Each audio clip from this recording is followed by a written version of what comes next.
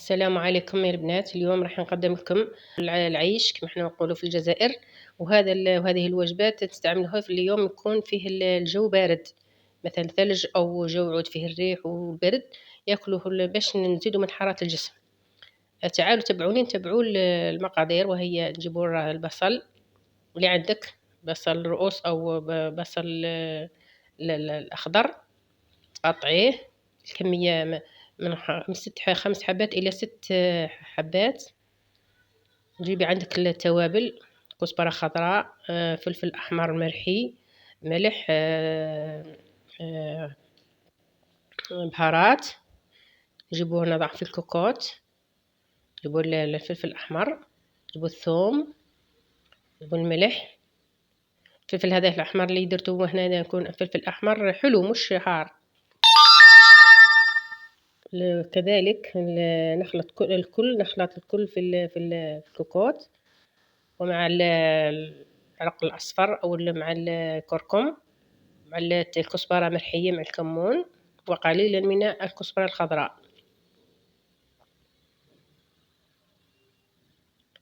كبي عليها ملعقتين، في مقدار ملعقتين أو ملعقتين من الطماطم المصبرة. إذا كان عندك طماطم الحب معليش ترحيها وتستعمليها.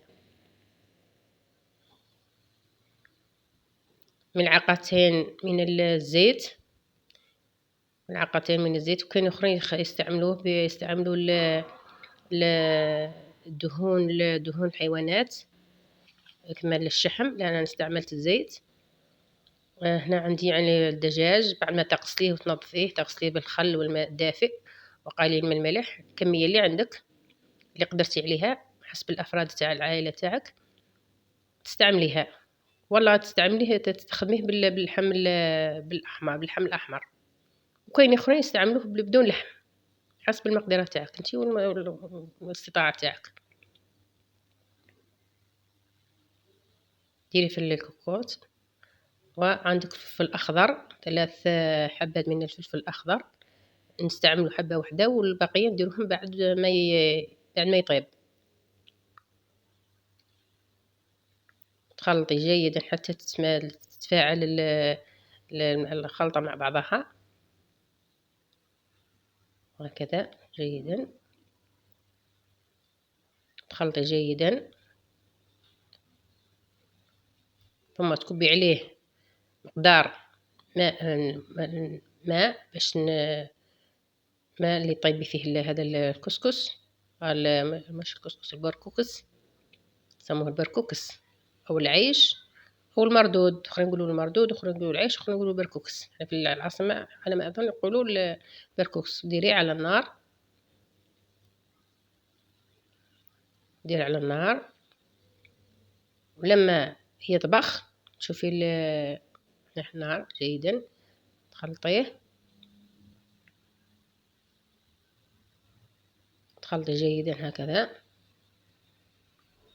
لما يطبخ تشوفي هذاك المرق طبخ، ديري عليه البركوكس، لان البركوكس ما نديروش في المره هاو البركوكس. عندك كان بركوكس، كان بركوكس يباع في العلب، وكان بركوكس يتباع بالميزان.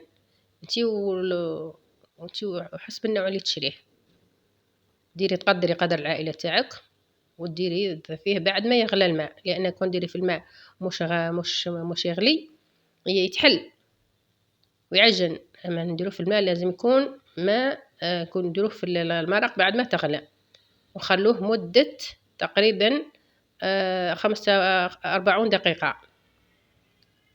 نقصي عليه هادية، ثم ديري عليه الثوم والفلفل الأخضر، ثم ها هو البركوكس جاهز، أو العيش.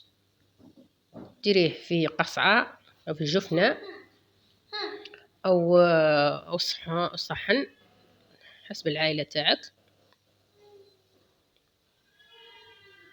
وإذا حبيتي وكان هذا كمية البركوكس كثيرة، تنجمي تخرجي منها في البرة كصدقة أو معروف كما حنا نقولوا في هذا اليوم البارد المثلج.